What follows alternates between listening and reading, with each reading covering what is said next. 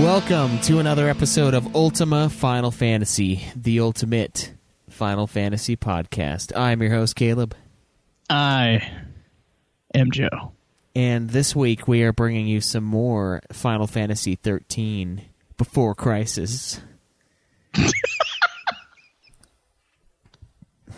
It's the Before Crisis After Dark.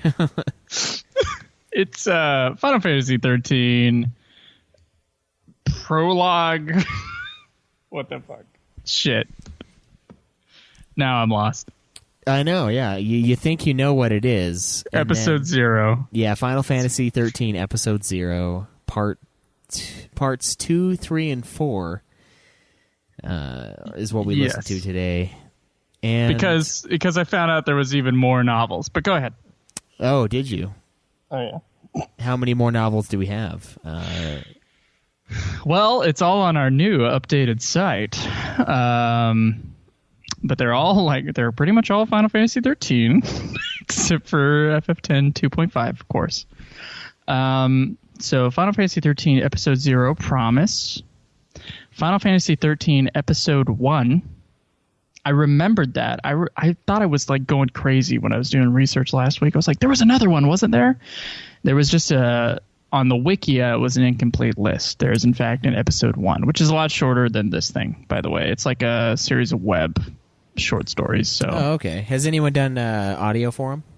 No, but I was thinking I could. Like, they are pretty short. They're like a page each, and it's like 8 parts. So it's like 8 pages. Oh, nice. It didn't seem that bad. Then there is Final Fantasy 13 2 Fragments Before and Final Fantasy 13 2 Fragments After.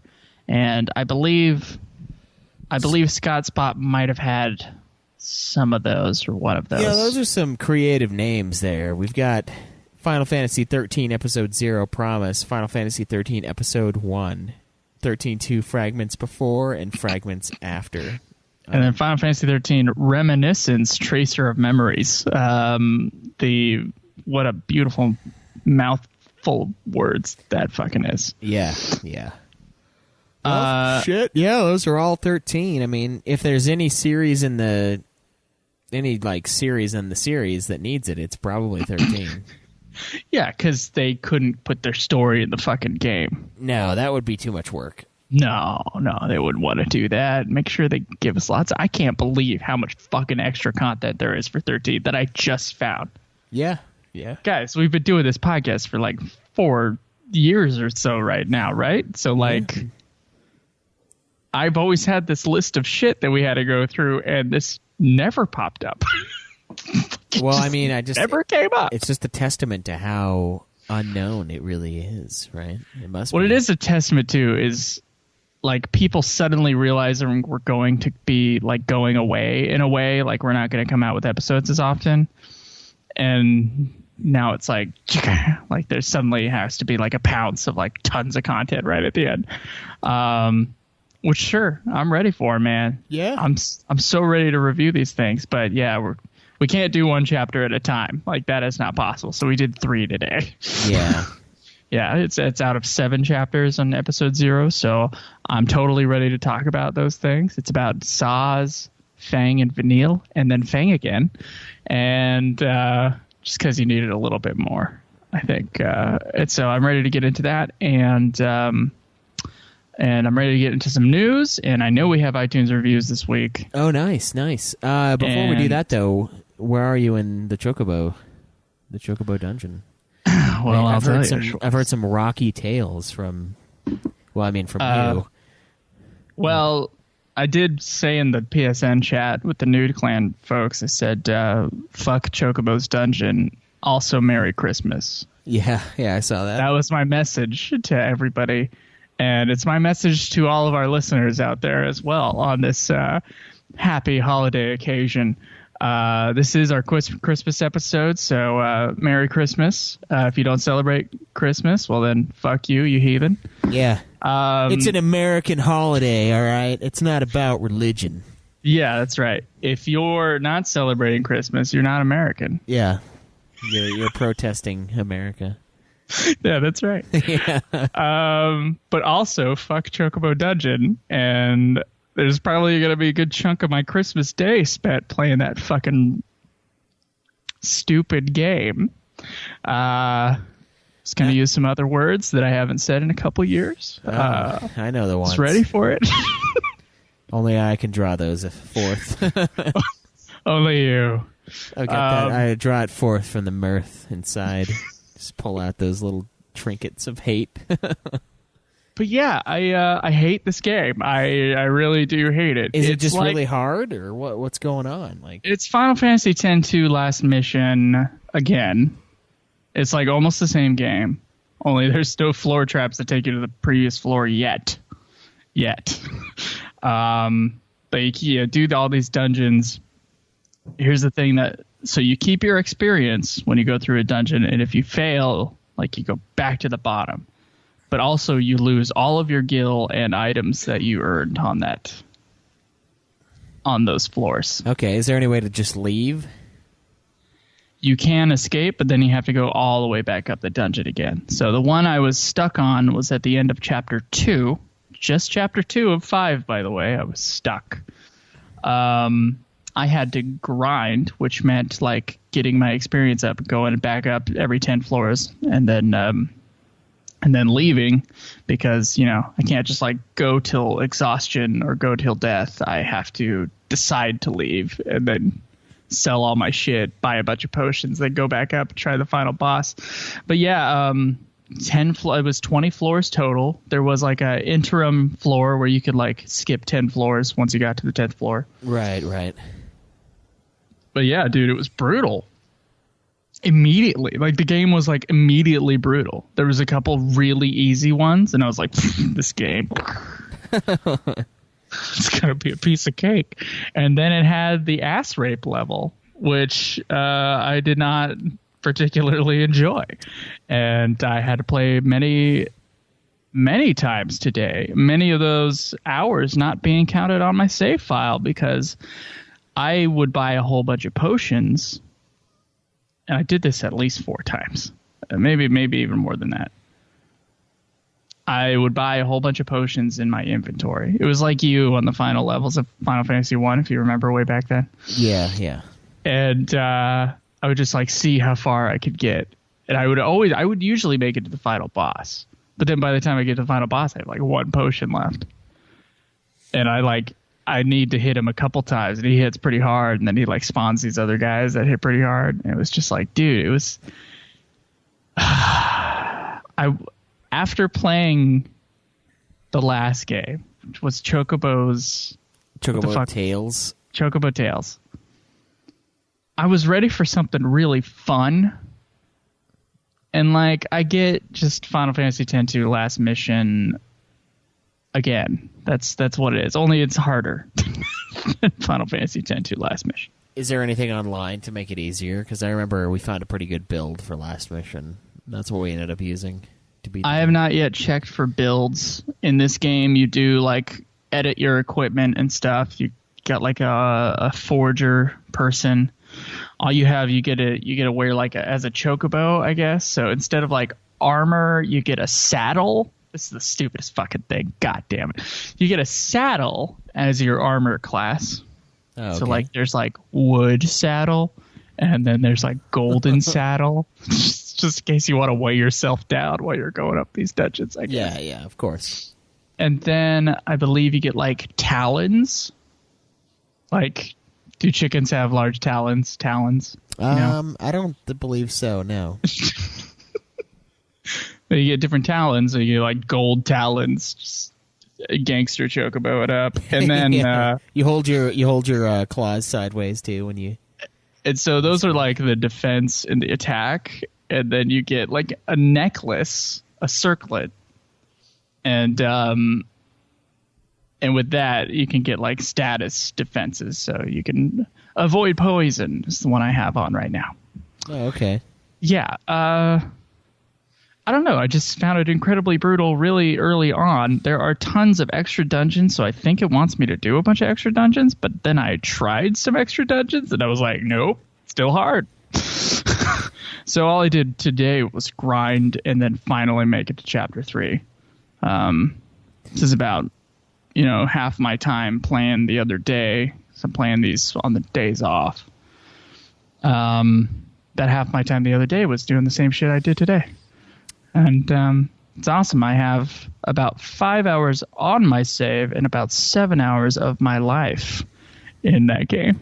Damn. I probably should have started it then, from the sounds of it. I think you should have started it. I mean, it could be possible that I'm just like missing an aspect of gameplay somehow. I don't think I am. Like, there was voice acting and shit, and I was paying attention. Mm-hmm. But how does it play though? Is it like fun enough? Is it easy? Like, other than like the difficulty, like it plays like Last Mission. I kind of like Last Mission. I kind of missed that. Some of the best streaming was from that. I know, shit. but I was ready for like fluid controls and shit like that we had on the last game. Yeah, which is odd because it's DS. Like, and this one, it's turn-based and it's square-based.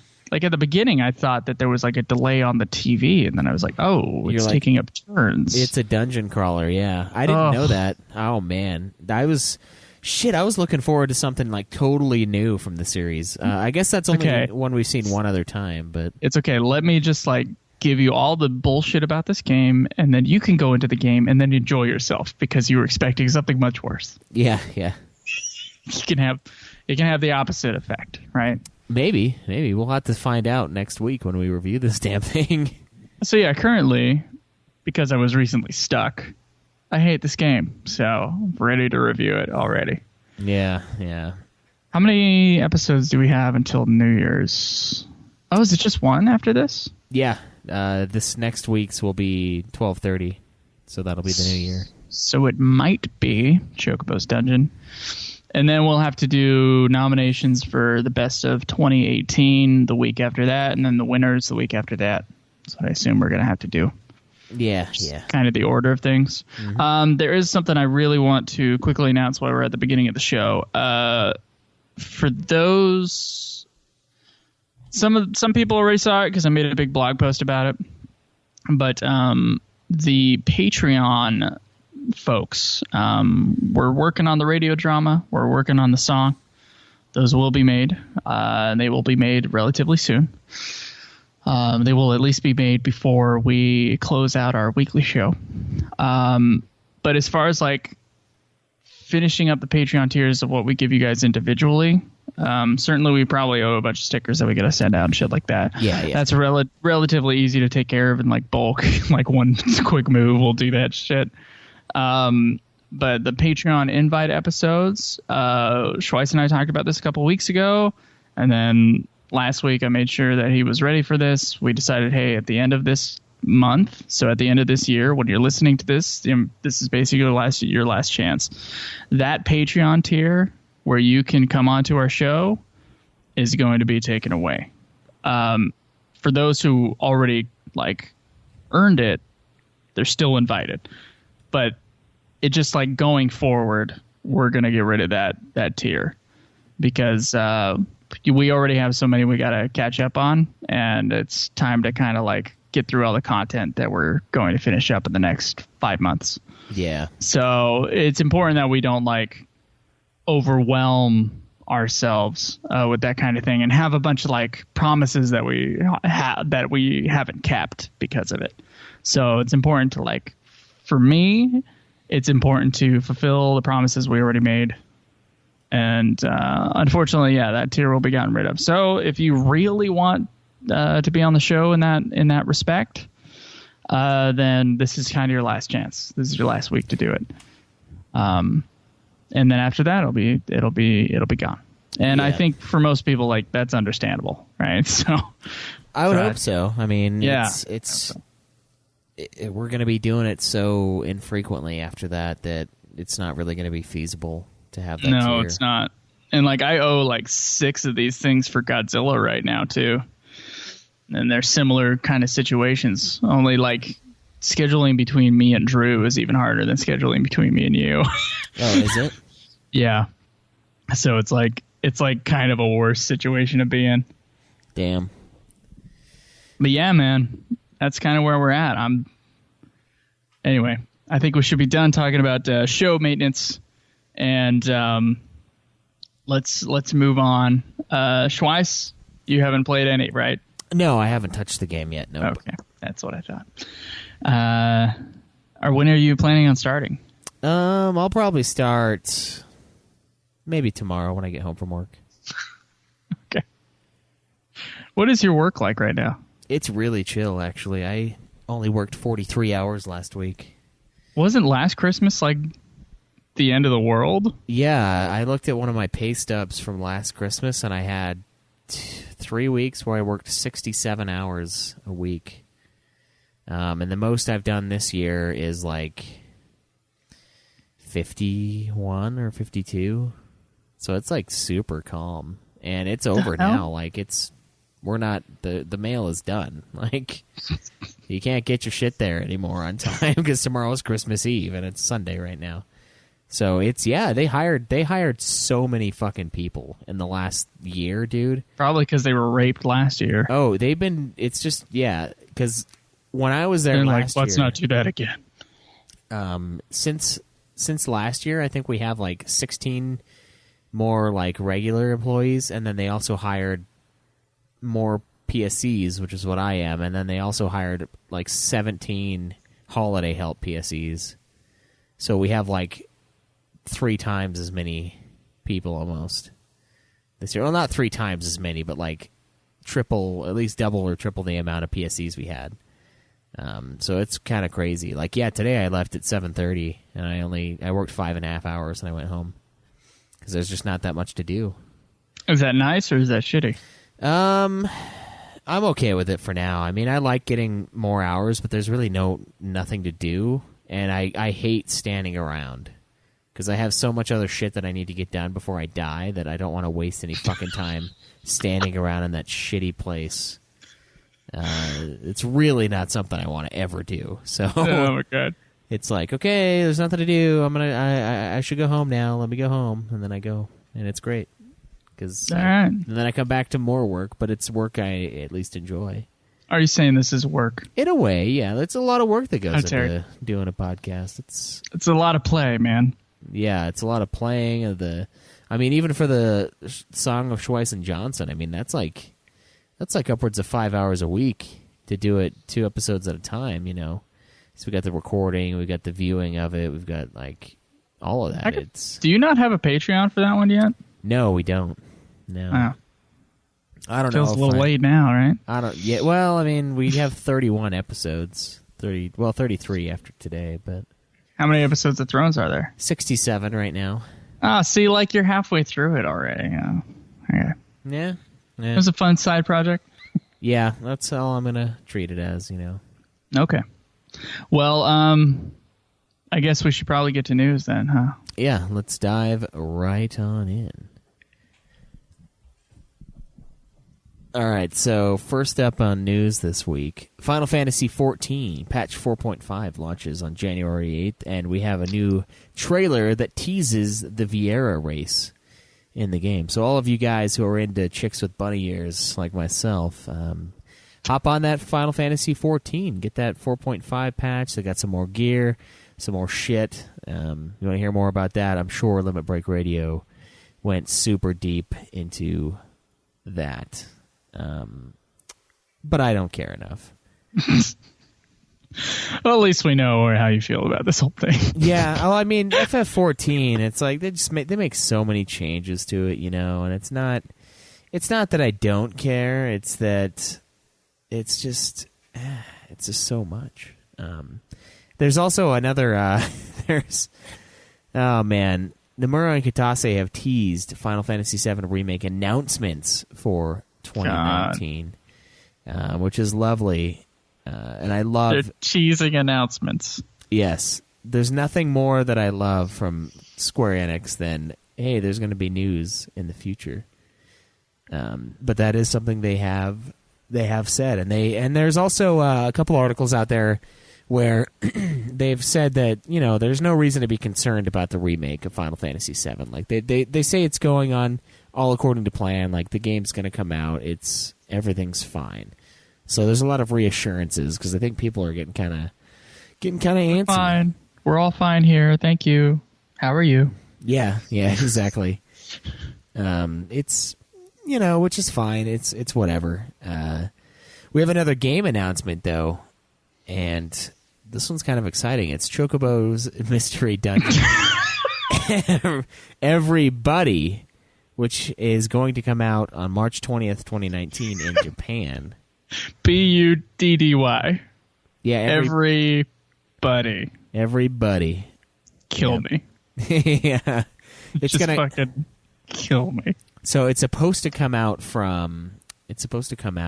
on PlayStation 4 and Nintendo Switch. So, yeah. Is everybody going to be able to enjoy this in the US as well? Everybody will. So, stay tuned for that. I think it's going to be something. I mean, we've only played one of these. I've only played one of these Chocobo games, so I don't quite know. And this is a Chocobo Dungeon one, so yeah, this is another Chocobo fuckface one. So yeah, it might destroy you. It might be the end of the Joe. We got another screenshot for the Blue Mage and some dungeon gear for Final Fantasy XIV. So if you were into Blue Mage in FF11, like it's gonna be available. You could try out the Blue Mage job. So that's going to be awesome. I never really got into Blue Mage because it's like a really collectible heavy class. It is. It really is. The guy who was a Blue Mage for anything. The guy who was a Blue Mage in 11 was pretty fucking powerful. But I don't even want to know how long it took him to get there. So, except when I beat FF7 in 19 hours, Trine was like half the game. Yeah. Yeah. The Trine attack. 7's Blue Mage is a little more acceptable, I would say. Just because anybody can be it. Anyone can toss it on, you know. And the last piece of news that I'm going to talk about this week, Hajime Tabata has talked about his departure from Square Enix and more about his new company, JP Games. So he says he decided to leave Square Enix, and when he was talking about succeeding duties and positions, they also decided what would happen with Final Fantasy XV's DLC. He said he personally thought it was a shame that Final Fantasy XV's DLC development got canceled, and he does feel great regret for those who were waiting for it. And one of the other people there, his name's Matsuyama, in the interview says, as a fan of Final Fantasy XV, I would have liked to have Tabata's work on it to the end before departing. And he does feel accomplished. He does have a sense of accomplishment for his part in the game, and he says it's unfortunate he wasn't able to see it all the way through, but he's glad for what he has done. And I think most people are probably in that same boat, unless you just didn't like 15. The problem is, with that guy's quote, he's like, he wished Tabata would be on it till the end. The answer is that there was no end. Yeah. And that's probably why he left. Yeah, it sounds like he left, and there's no real problems with Square Enix. So like, there's no, and the DLC being canceled has nothing to do with him leaving the company. So honestly, it kind of sounds, I don't know. I almost wonder if he left because of it just being too much. I mean, he's quoted as saying, you know, here that he wished he could have seen it all the way through to 15's end, but that you brought up a good point. Like, it doesn't have an end as of right now. There is no. It'll never, ever end. Yeah, and maybe that was part of the problem. Maybe he wanted to see it through to the end, but they kept adding more, and the end just got further and further and further away. Like, I want to work on 16. Didn't you guys tell me I could do 16? Yeah. Like, start and finish a game? I don't just have to fix someone else's shit? Please. Yeah, and he's enjoying his new company so far. He says he's got a bunch of employees. They're still looking for an office, you know, no outside investments. They're using their own funds. Oh, really? Yeah, looking to hire more people. He wants to go multi-platform, do smartphones, PCs, consoles, all sorts of shit. And with 15, he said here he had a strong desire to change the way it was being developed. And during the busy season, there's an increase in work and a shortage of workers. And when that happens, they would get a boost in numbers from a studio somewhere in Vietnam or Malaysia to help with development. But it was difficult to flexibly scale the work up. So I think it sounds like he wished he had more time. with FF15 and had to use fewer outside options, which is crazy because they were like, this game's coming out in September, and then they're like, just kidding, it's coming out in November. It's like, wow. I wonder how very not ready he was in September, or like when they made that announcement of September, because it seems like his biggest regret on FF15 from what we've been seeing is that he couldn't see it through to the end, and that the end happened too soon. He must have had enough clout though to be able to push a game back 2 months. Yeah, that's pretty impressive for being able to do that. I mean, if it's not done, it's not done. But there are companies that have released games that aren't really done before. So, but yeah, I guess things are going well so far with this new company, and there are no hard feelings between him and Square Enix, which is great. Because I mean, in the past, departures on this kind of a scale have been sort of a big deal. And this time seems a little bit more low key. It's funny though; they almost always go on to create their own studio, which makes it seem like maybe there is some contention between the two. Like, I don't want to work here anymore because I want to do it my way, which isn't necessarily like doesn't necessarily leave bad blood between the two. It just wasn't good, and that's what I figure happened. See, Hajime Tabata is interesting. Hironobu Sakaguchi makes sense. I mean, he was with the company basically, or pretty close to from the beginning, right?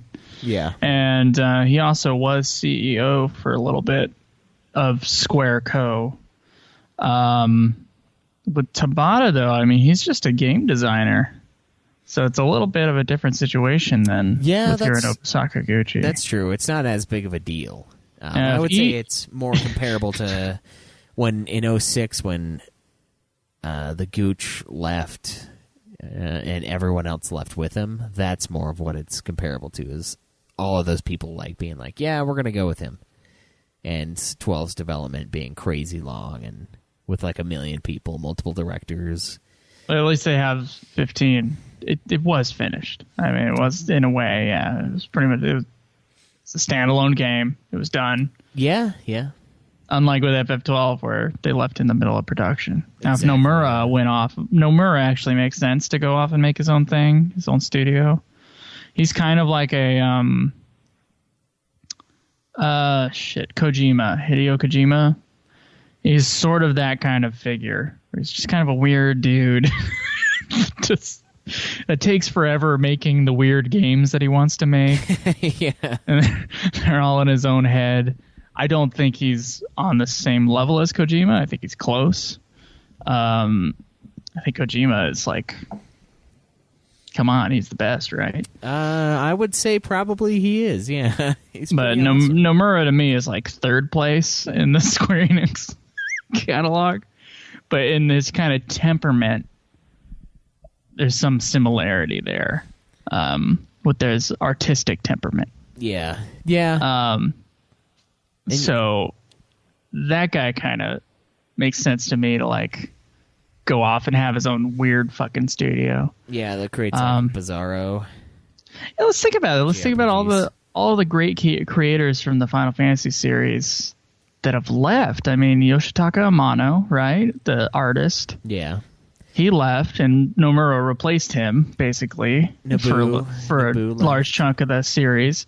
Nobuo Uematsu, yeah, he left, did his own thing. Then Hironobu Sakaguchi eventually, yeah, he left, did his own thing. Didn't like the main guy from FF11 leave recently? I don't remember. I think he did. I remember some piece of news like that.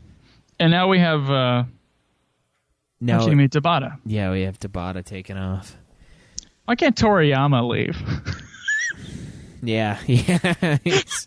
He's just like steepling his fingers, like yes. So he's going. I need them to like get another writer to make me another Final Fantasy 13 novel. Yeah, please God.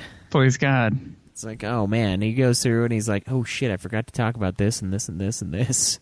All right, let's put it in a novel, and then never translate it to English. Kitase is a weird one for me. Like, I feel like feel like he went on the back burner for some reason. Yeah, I don't know why. He probably gets paid more to do what he's doing now. He probably does, yeah. I mean, it's just interesting. Because like he made Final Fantasy was never as big as when he was in charge of it. Yeah. So it's like, why not do it again, right? Yeah, it would make sense. I don't know why though. I don't know what goes on there. It seems they have such a weird culture. From like announcing that there's going to be news at a later date to all of their main key figures that have done so well in the past just kind of moving on. I wonder if maybe they decided they wanted to move around and do different stuff rather than the company deciding it for them. But it seems like there's a lot of talent that's not, I don't know if it's necessarily wasted, but for lack of a better word, it's wasted. They don't have some of these big directors directing the games. They don't have the same artists. They've lost a lot of what they once were. So it's weird. It's almost what happened to your cat? It's he is no longer among us. But it's almost weird to see the company where it is now, and like I do think that they've slowly over time moved more modern as far as the JRPGs are concerned, and it probably would have happened regardless to some extent, but I feel like I wonder how much it's been accelerated by the change in leadership and the change in people's roles in the company. Like what would Final Fantasy 15 look like if they never tried to do Spirits Within? Would we even have Final Fantasy 15? Would it have lived this long? Would it, eventually live longer? I don't know. It's odd to me because, yeah, like you said, like Katase was involved with 7. He was involved with 7, 8, and 10. 7, 8, and 10. Yeah, those are the three biggest Final Fantasies. And he co-directed 6 with Ito. Exactly. Yeah, and that's the beloved Final Fantasy. So he's been part of like the biggest games in the series. But now we had Hajime Tabata directing a game. A guy. Well, yeah, I thought Hajime Tabata was the new Golden Boy. I did. Yeah, I mean, he would have to be the director of Final Fantasy 15, but I don't know where they decided that he should in fact be the Golden Boy based on the other games by him that we've... Based on Crisis Core. Based on Crisis Core, based on Type 0, based on Parasite Eve, Third Birthday. Like, I don't know what the fuck they thought was going to happen, but, I think they thought that someone would actually finish a goddamn game. Yeah, and, I mean, who knows what all goes into that, too. I mean, they did have Nomura working on 2 games. They had him working on 2 games, at the same time. So 2 big games. Kingdom Hearts is no joke. That is their first and second biggest series at Square Enix, IPs, right? Yeah. Final Fantasy and Kingdom Hearts.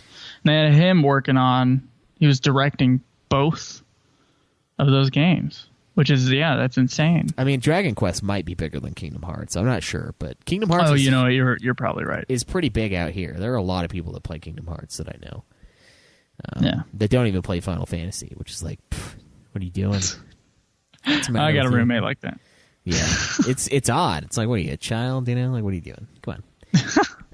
What are you, like Disney or some shit? Yeah. What are you like? Half the population? You like Disney? Yeah.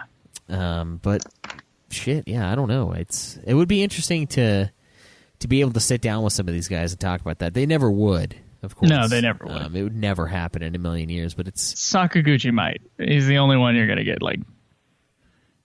dirt out of. Yeah.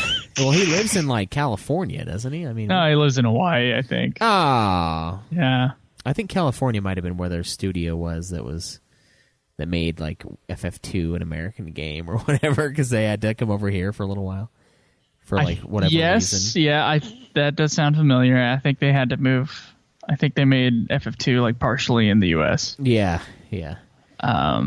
But of all the FF games to have the proud American flag planted on. Yeah, it's that one. Jesus. FF2. Yeah. But yeah, I mean, it's just. I mean, it's kind of sad. I wish he had like gotten another chance to do a main series game, 16 or 17. But now I'm like, well, I know what Kitase is working on, so can we get Ito on the next one? Right? Yeah, that would be great. Isn't that the hope? Right?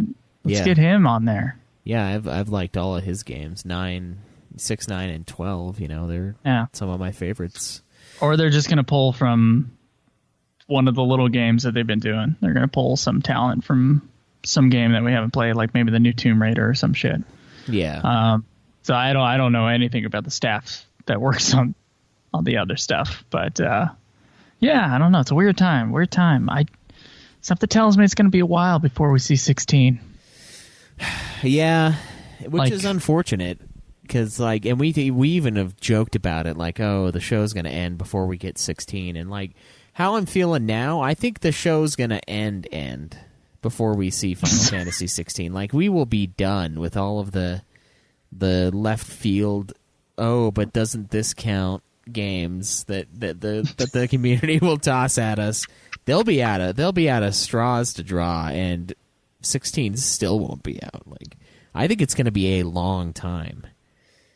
And I don't necessarily know if that's because of 15's lucrative state, because I don't know how much they're really pulling. I mean, they just canceled a ton of the DLC. They're still going to do the Arden one, which, as I've said a million times, it's the only one I really even care to play out of the ones they said they were going to make, other than the ones that are already out, which are fine.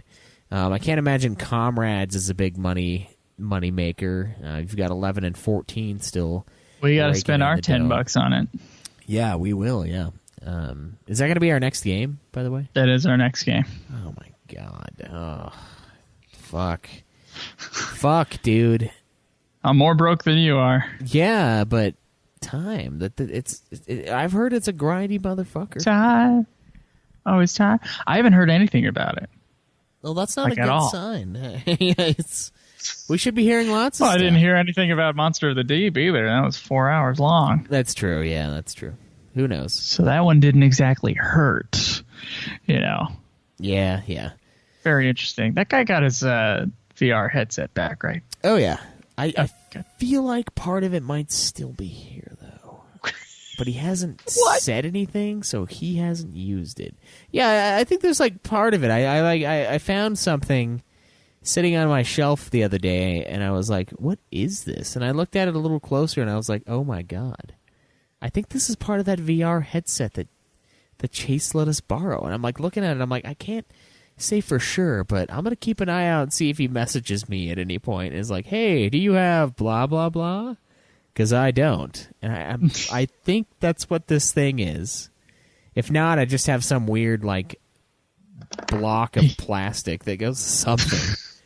But I feel like it's that. But yes, he did get it back. Okay. But yeah, you never know. And it'll be fun to finally play something as a group again, a group of two, if we happen to play at the same time. Which I very much intend. The mornings, right? Yeah, maybe. When do you fucking play? What time of the day? I try to play whenever I can. Shut up. Dude, I got that.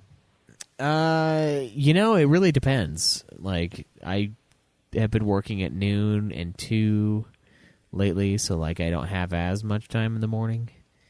But I don't know how long it's going to last, so.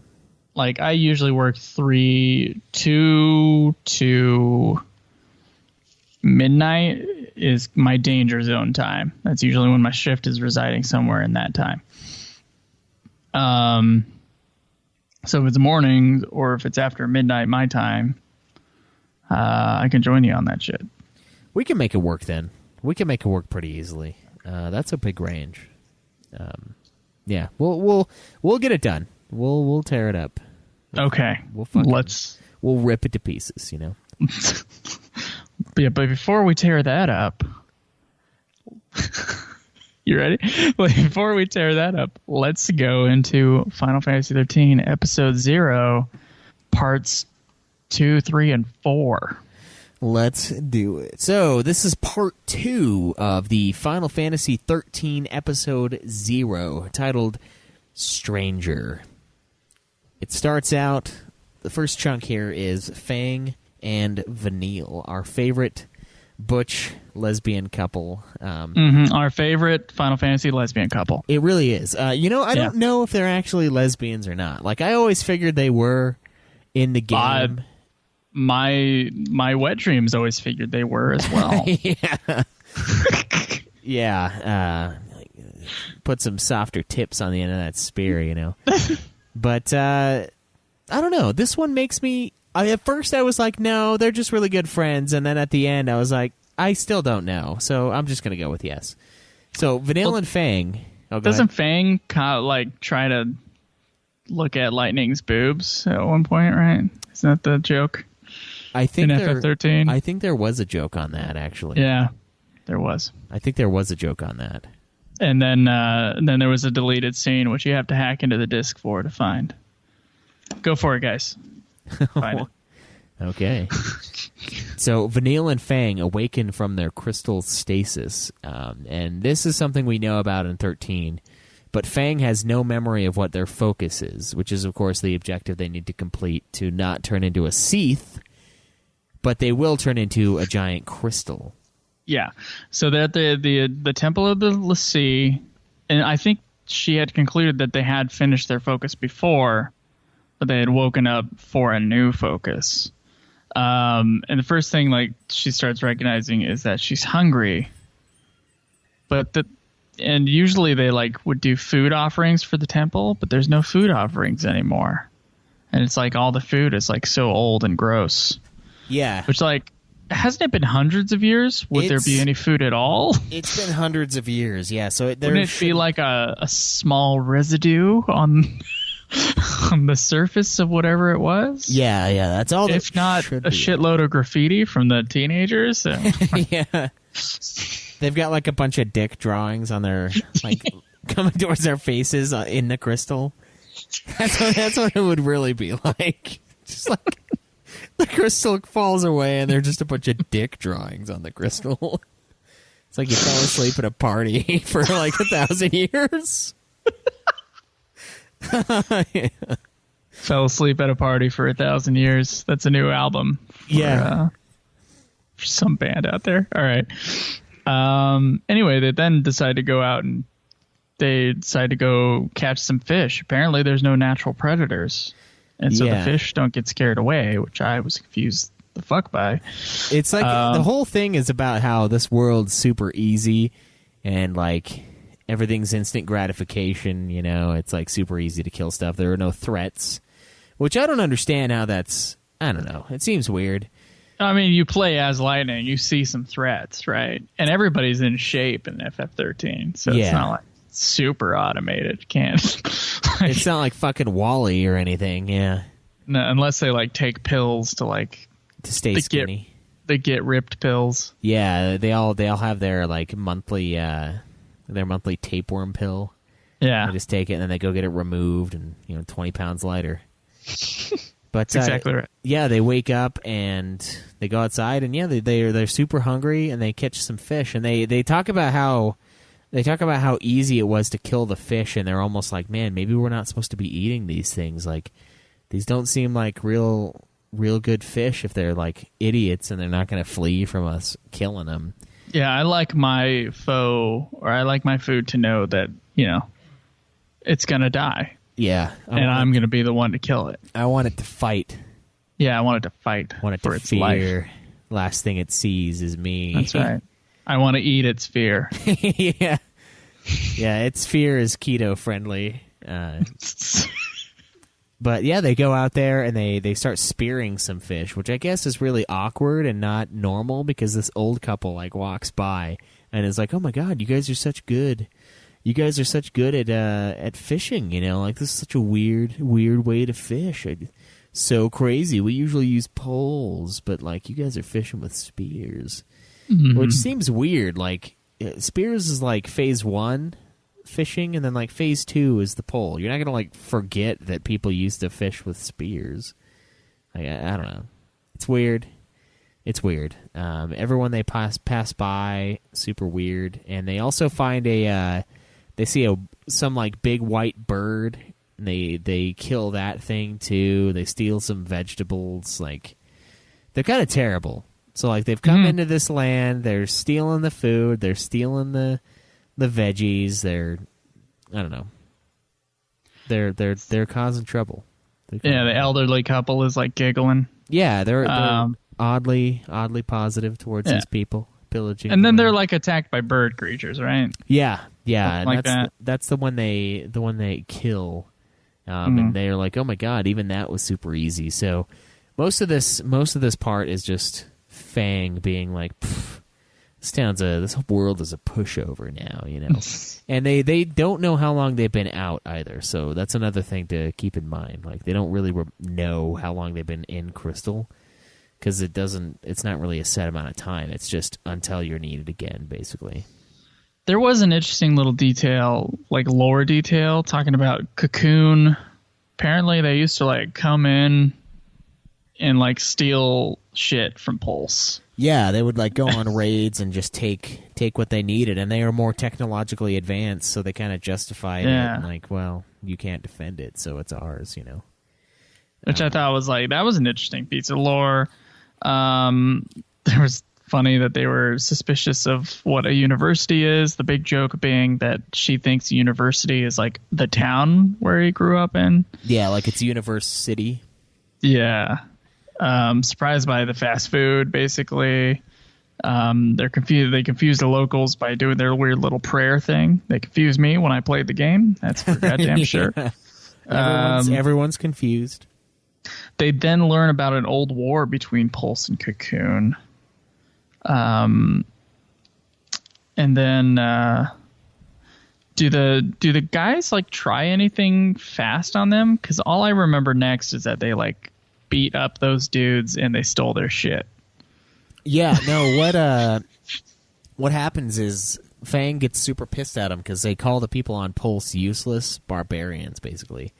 And they're like, and the one guy's even like, they should be grateful that we stole all their shit. And I was like, I can understand being like, yeah, they're barbarians, so we took their shit because this is right by, you know, it's ours by right of conquest. But they were like, you know, they were idiots and we took their stuff, and they should be thanking us that we took their stuff.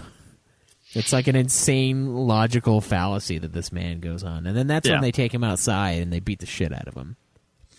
Which is weird.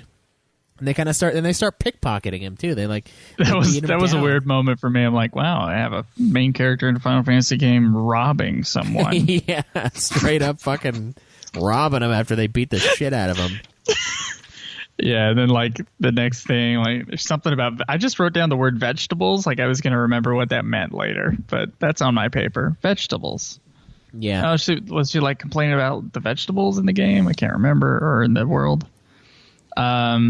And then apparently, like the only people that use cash in this world are kids. Cash is for silly rabbit. And they cash explain is for ATMs. kids.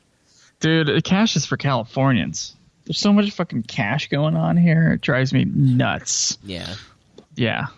Like the amount of coin and cash I've needed in this place is like way more than I needed in Utah. Like everything was card friendly in Utah in comparison to here. Oh, yeah. Yeah. Drives me like, isn't this supposed to be like where all the cool new shit happens? Why the fuck are we using cash? All right. Then they want to get on the train. Then they enjoy the train, and there's like a energy tour when they get off at the stop. Yeah. And what? I don't know, but this is where they kind of learn about. They learn about the way that they get energy here. So that was kind of cool. But before that, though, they also find the owner's ID cards, and they use those as credit cards, basically. That's right. And that's like the way they shop around here. And apparently, no one cancels their card when it's stolen in this world. They're probably still just knocked out. They probably killed them. They're probably dead. Yeah, they're just not alive anymore. Yeah. That's fair. They're just dead. Yeah. They were breathing kind of shallowly, but eventually, you know. Yeah, it just kind of stopped, you know. Yeah, they fucking killed these two guys. That's why they never stopped the card and like they didn't watch their savings go to nothing. They just were dead, thus didn't need money. That's right. There you go. So they end up finding a vestige. They go back to a vestige, and the vestige they woke up in, and they find that someone's inside. And this is where we get a crossover from part 1. Remember when Sarah was walking around in the temple thing and she passed Sarah, right? They come across Sarah unconscious on the ground next to Anima's throne, which is the fal'Cie of this vestige. So Fang wants to kind of kill her, and Vanille finds the l'Cie brand, and they sort of take her outside, and Fang says that she doesn't remember their focus, and she's convinced that this girl is basically replacing them for failing to do this thing. And Vanille totally believes Anima, like, saw through her lies and, like, what got him in trouble, and that's why she kind of feels guilty for Sarah becoming a l'Cie, getting branded because, like, they failed to do what they were supposed to do.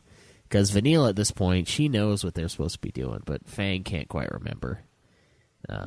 That's something they talk about in 13 for, like, ever, and it's, like, a big deal and a huge reveal when it finally happens, but, you know, fuck it. Mm-hmm. Yeah, they find Sarah. That's all I wrote down. So the next chapter is called, what is it, Treasure Family? That's what it says on Wikia. I don't fucking know what it was actually called in the translation. So this one's about Saz and his son. Yeah.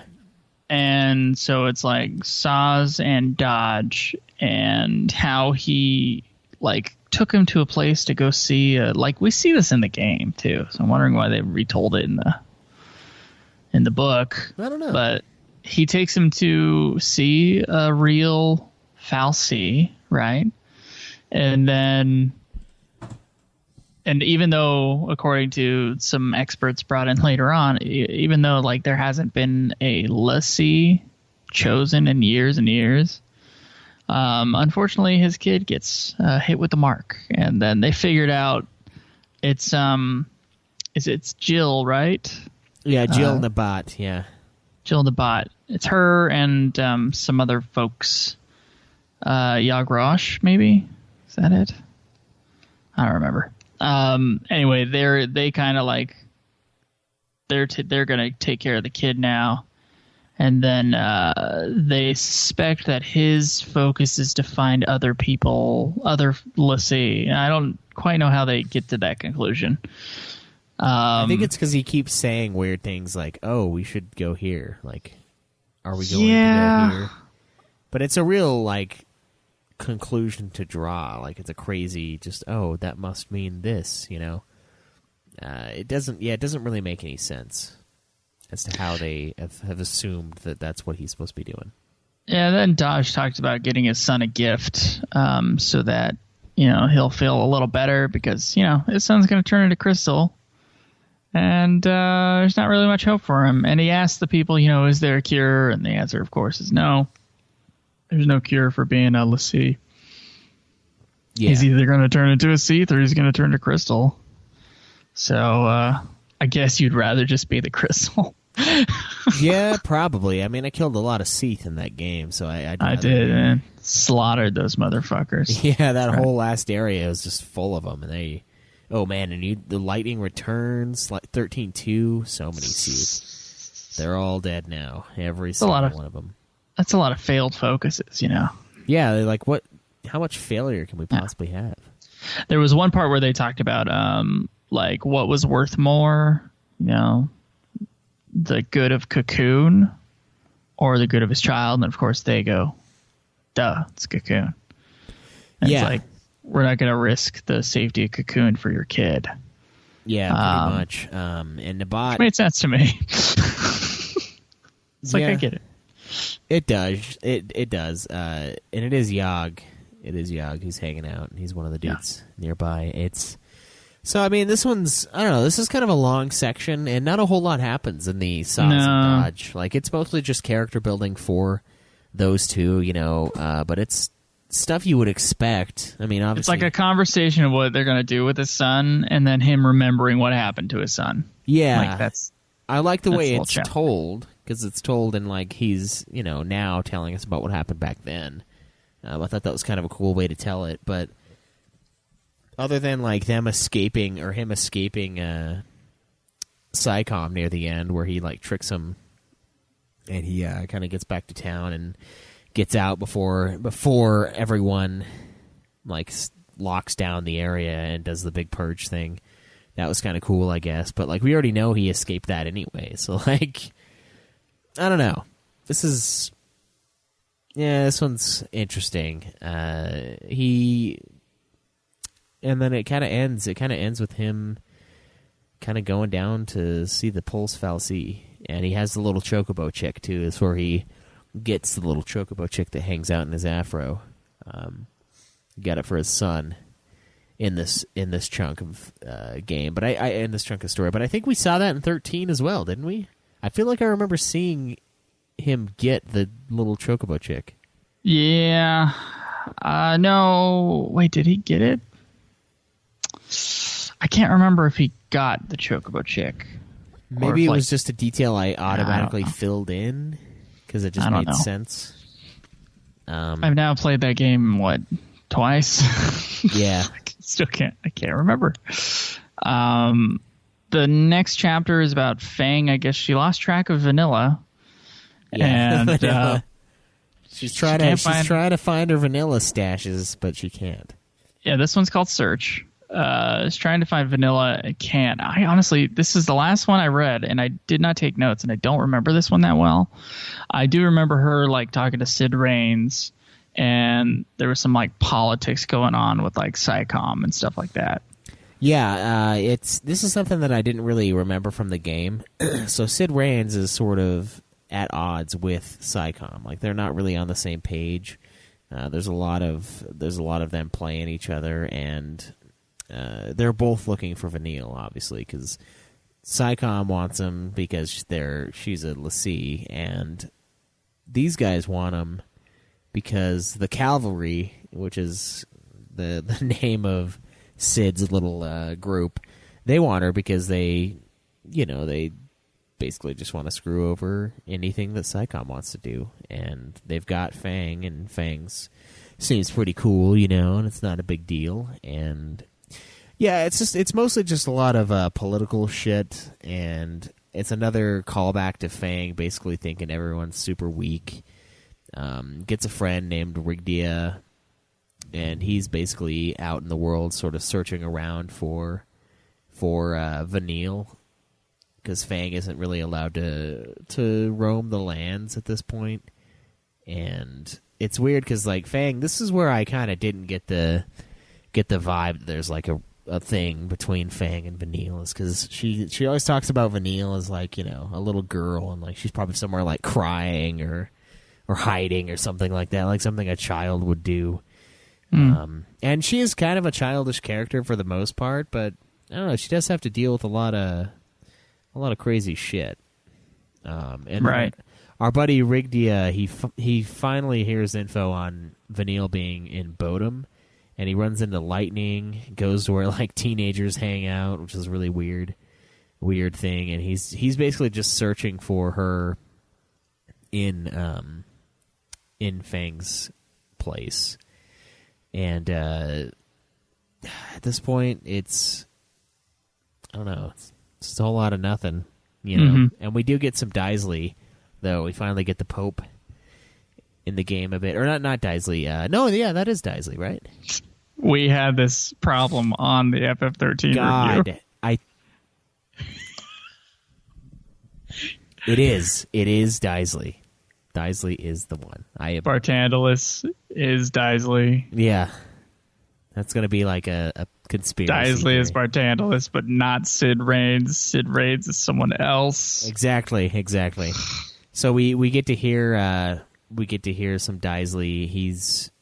He basically is trading the citizens. He confirms that they're basically sheep, and yeah, wants they to keep straight up control said that of in the it. game or in the story. He's sort of like supposed to be the man that gets the orders directly from the Fal'Cie, and of course he goes corrupt, and shit hits the fan from him. But And he's got the best headdress of the entirety of Cocoon. Exactly. Yeah, it's worth more than Cocoon itself. It's more expensive than that. Yeah, we get the fireworks show. Fang looking for Vanille still. Yeah. And then much. she joins with them to look for her, and that's kind of where we pick off in the game itself. It's like Fang is with that group of political people. Exactly, doing whatever the fuck she's doing. That are on like a different side. Yeah, and it like you said, it ends with her just like pretty sure where she's like almost positive she's gonna find Vanille soon, and she's ready to do it. She's super excited about it, and that's kind of how it ends. Is she as excited as I am to get to the snow chapter? I don't know, because if there is a snow chapter, I don't actually know. The Scissoring Shiva Sisters. That should be the name of the chapter. Final Fantasy XIII, Episode 0, Scissoring Shiva Sisters. Scissoring Shiva Sisters. Yes. Hard to say. Shivering. Hold on. Shivering Shiva. Shivering, scissoring Shiva Sisters on the seashore. Yeah. Snow summons the fuck. Snow summons the shivering, scissoring Shiva Sisters on the seashore. Snow summons the shivering. Fuck. Say it 3 times. Say it 3 times. I can't even say it fucking 1 time. Yeah, me neither. Toy boat. Yeah. So yeah, I don't know. I still kind of like these stories. The thing is, though, is I realized after I listened to the first one, I was like, I'm into it, but there's not really a whole lot happening in them. It's just for fans of the game to have some expansion on the characters that they couldn't have before. Yeah. It's not really like... sorry. It's not giving us like a ton of stuff we didn't know before. Yeah, but it is like kind of setting it up in a way that it's like, I wish they had done this in the game itself, which we talked about last week. Which is true. I still wish they would have done it in the game. Yeah. Just like a little bit, take a little bit more time at the beginning of that game. I mean, there was a lot of time devoted in that game, but like gameplay, but not like cutscenes. A little bit of gameplay, cutscenes. A little bit of gameplay, and like let's make the cutscenes as confusing as shit as we can. Pretty much, yeah. I think this would have helped. We get some more. We get some more backstory to the whole purge. There's a whole lot more lore going on that you don't have to go through data logs. You can just read a book. Exactly. Where you hear about him, the Sanctum is going to purge everyone in Bodum to Pulse. That's something that Sid Raines is totally against, and they find out just because of the Lassie being a thing in the town. It's like this weird scare that goes on. It's like the Red Scare, but it's the Lassie scare. Mm-hmm. And it works just about as well as the actions that were taken in real life, as far as that was concerned. Not much, not at all. But it's I think it's good backstory. I like the way the story's told. I think it's much more enjoyable than what we got with Turks. Oh, the FF7 stuff? Yeah, the Turks, and almost all of the FF7 stuff. Honestly, like Denzel was a pretty good one. But the rest of it just it felt like it kept going downhill as we read further and further into. That's because it did. Turks, the kids are all right. I still want to blow my brains out. Yeah, thinking that I spent any time on that thing. It was not great. I was very angry by the end of that thing. And almost in the beginning, I was like, "Wow, this is something." More angry than I am at Chocobo Dungeon. Really, even now. Yeah, right now. Even now, wow. Turks, the Kids All Right translation was just the fucking worst. Of course they're putting out an official one. Those fuckers. Fuck. I know. I can't imagine it's going to be that great, though. I just think it's a boring story. It's going to be more easy to read, though. Yeah. It probably to read that one. That's true. Yeah, that one we read ourselves. The translation, of course. And who knows? Who knows how much a translation, like what's in a translation? I can't say. But this one seems to be translated extremely well, and I'm enjoying it. As little as there is to really take away, it kind of is filling in some of the cracks of FF13 that I had, and it's not. I mean, it is kind of filling in those characters a little bit more. Yeah, and it's not something that... And the world a little bit more. Yeah, because now we know a lot about how kind of their world functions. You know, they have like credit card systems and shit. And I didn't fucking know that. Like, yeah, that was the funny part to me. It was like almost every building here is a store, none of which you get to go into in the game. Yeah, you must buy from this little floating robot.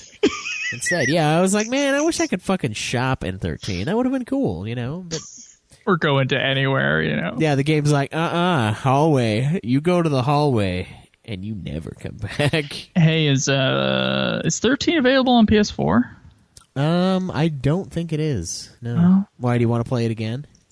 No, I don't have the game anymore, and I was just that. You know, I get those feelings every once in a while, those urges. When I was listening to this today, I was like, I kind of want to play FF13 right now. Like, I'm kind of in the mood for Final Fantasy 13, and I don't... A little bit. I didn't think I'd ever say that. Dude, as soon as the show is done, I'm doing a replay of the series again. Not the whole series ever again. Oh, but, just the main? Just the main series, yeah. Main non-MMOs, I assume. Mm-hmm. Do the good old main non-MMOs. Nice. Thinking about it. Really am. I probably will just do it. You should do a big streaming event as like a farewell, you know. It's like goodbye, you'll never see me take a again. month off of work with me and you know, by then I might be able to do that. Yeah, that'd be cool. Yeah. Let's not promise. No promises. No, Ultima Final Fantasy Episode 0 lie. I don't want that to be the thing. But that would be fun. Yeah, it would be good to just go through and just go, you know, just to go. No objective other than just reminiscing on the good old times, reminiscing on what we've done. And shit, yeah, like I really was feeling that at work. I was like, man, I totally want to play this game again. I want to just burn through the story. I don't want to go like 100% on it ever again. I'll never do that again. I bet you don't. Yeah, but you do still have to grind a lot in Pulse, dude. Like, there's no... That's true, yeah. That's a hard area. When you get down there and you, like, go into that area, go into the caves to continue the story, like, I tried, and I was sent back. I had to go back and grind, because it was just fucking hard. Yeah. Because that's part of the game where you unlock a lot of Crystarium chunk, and you have to get a lot of it, or you're not going. Your ass is going to get put in the dirt. But, yeah... These are good at filling in the cracks, and I think it would be fun to. I think at the end of this, it would be almost ideal to read this or listen to this, and then go directly into the game because, like you said, it feels like stuff that should have been in the game all along. You know, it's those little details that help us truly build a world, and it's almost upsetting that it's a thing, but it's not a thing in the medium that they decided they were going to do, which was video games. But, I mean, they kept with the novel thing. They kept putting this thing out. That's true, yeah. There are multiple parts. There are multiple novellas for the Final Fantasy 13 universe. Yeah, hopefully they're all as good as it has been so far, because I'm enjoying my time. They're not bad. And the translation's better than our last one. So yeah, and the Scott Spot's great to listen to. Yeah, that's who we were listening to. Thank you, Scott Spot, on YouTube. Good fan. We have 2 reviews. If you want to pull up the U.S. iTunes review, that'd be great, Schweiss. I have one from Ireland from our email, and then I have a question from us to you. Do you want to get to those? Yeah, let's dive in. Okay. Did you stop the recording, or am I going? Well, we are now. Okay. So this was last week. or it might have been last week. It might have been the week before. This is from Stephen Kelly, who gave us this like FF story, which, by the way, guys, keep sending those in, please. Yeah, they're great. But he has he says it's an iTunes review. It's just an email review, but I appreciate it. I don't know if it'll ever actually pop up on iTunes. I checked and it wasn't there.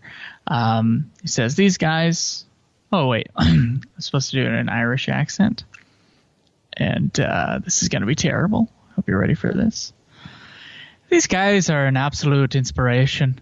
I started listening to this podcast when I was doing some traveling, and I wanted to hear some guys blab on about about my favorite game, FF7. The light-hearted format, which includes the subject matter of the episode, how they're getting on in their quest to complete all the main series FF games, along with anecdotes in their personal lives. Oh, fuck. And rant about gameplay bugs and personal lives. One episode they rant about their boss's scheduling. Who's pulling the strings? Hilarious. Not only have... Fuck. Not only have these guys brought me back to my teen years and the golden age of FF 7, 8, 9, and 10.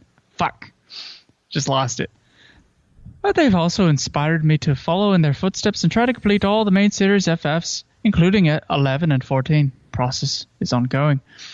If you give this podcast a chance, listen to the main series reviews of the games you've played for starters. Once you're hooked, there's plenty of treats, including sexy fan fiction, fan theories, Squall dies from an ice pick, get it? And much more. Keep up the good work, guys. Steve from Ireland. P.S. If you read this on the show, keep up the tradition by mocking my accent. Yeah, don't worry. Don't worry. You're in safe hands. Yeah, we'll take care of you. You're welcome. God. Yeah. That was good. That was good. I never want to do that again. I took all the Saoirse Ronan I had. It'd be. Nice. And I brought it out.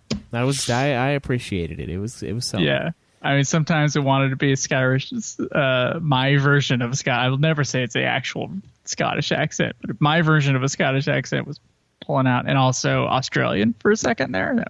Yeah, you know what? It happens. I know. Yep. So we have a second review here from BefPo on December 14th, 2018, titled Best Gaming Podcast About All Things Final Fantasy.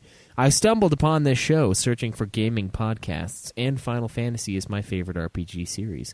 I've been listening for over 2 years now, and it's been great. It takes a while to like the show, but it's been great.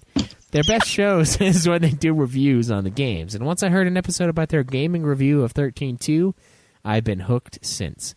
The only episodes I don't like is when they try to get the mobile crew in for the mobile games, and they have different hosts. How dare you. If you want the best Final Fantasy podcast, then this is the show for you. I've tried to listen to a few other podcasts on Final Fantasy, and they are boring. This is clearly the best podcast. Well, thank you very much, BefPo.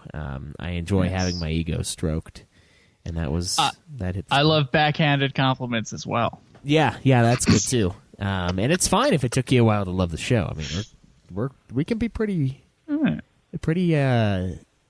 a lot. We can be much. We can be much. We can be grande.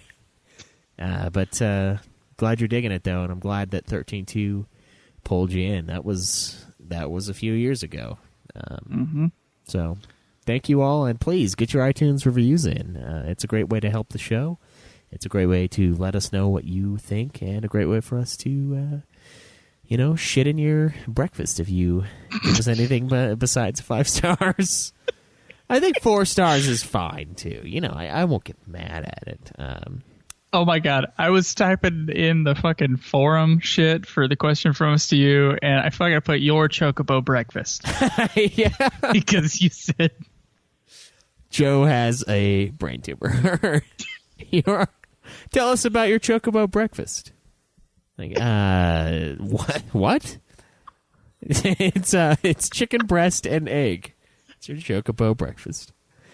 Oh, shit. Kill the mommy and the child. Yes, that's right. Breast and egg. Whole family. You gotta soak the mom in the child. there's some vegan out there who's really mad right now. Yeah, it's like, so furious. I'm gonna give him a 1-star review because that's disgusting. It probably would be, though. I mean, to be completely fair. Oh, God. Okay. Final Fantasy Fables. Okay, I'm ready. You ready for a question from us too? Thank you for the reviews, guys. Really appreciate it. Yeah, let's get into that. Okay. Guys, we're going to attempt to beat Final Fantasy Fables Chocobo's Dungeon.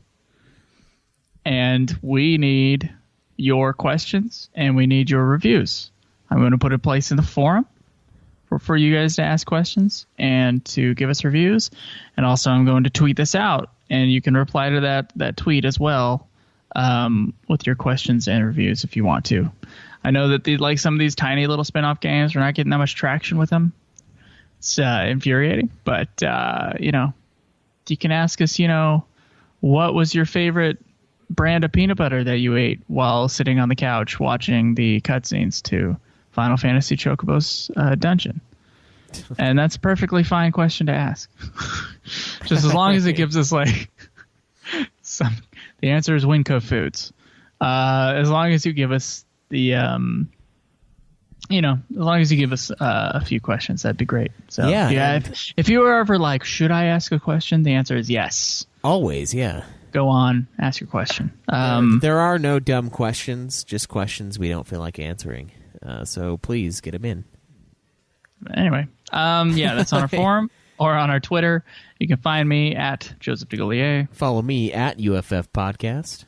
Our website is ultimafinalfantasy.com. Please join our forums there, join the discussion, talk about the games. And we also have a Facebook site, facebook.com/ultimatefinalfantasy, youtube.com/ultimatefinalfantasy. If you want to see some really old content that hasn't been updated. The website has been updated, but YouTube is still not. And if you want to support the show, we are at Patreon as well. And there's a link on our site for that. Other ways to support the show, you can click through our Amazon link. Any sort of shopping you do through that link, we get a small kickback for, and we really appreciate it. And also there's a PayPal donate button if you want to help keep the show going. And eventually, the show is it's going to be like an auto thing. It's going to be it's going to be costing us $5 a month. So we kind of once the show stops making any money, it's just going to be archived on YouTube. But yeah, that's a few years down the road. But anyway, the show, it appreciates any sort of thing you can give. Or you guys, you know what? It's cool. Just enjoy the free content. Leave us iTunes reviews. That's a good way to support the show as well. It really is, and it lets us know you're out there. I mean, we can see that you're out there, but we want to. Yeah, we can see numbers and subscribers, but not. Yeah. We want to read that you're out there. Yeah, that's right. We want to hear from you. Exactly, and please get your Final Fantasy stories in. You know how it works. We've done tons of Patreon episodes. Let us know your experience with the series, your experience with our show, your rankings of the series. Get those in. Send those to fffanatics123@gmail.com, and we will read them on the show in whatever accent you say you have, or whatever accent we think you have based on what you've said. Yes, which is definitely more accurate. It's a lot of fun. I think it's a great way to kind of cap everything off. Reading those stories, and it's just always a great time. Just like the Patreon invite episodes, which if we owe you one, get on us. It's always some of the most fun I have is just hearing how different and how similar experiences with the series can really be. So, okay. Well, Schweiss, I think that's it for today, right? Yeah, I got nothing else. So, until next time, guys, as always, enjoy the Chocobo Dungeon grind.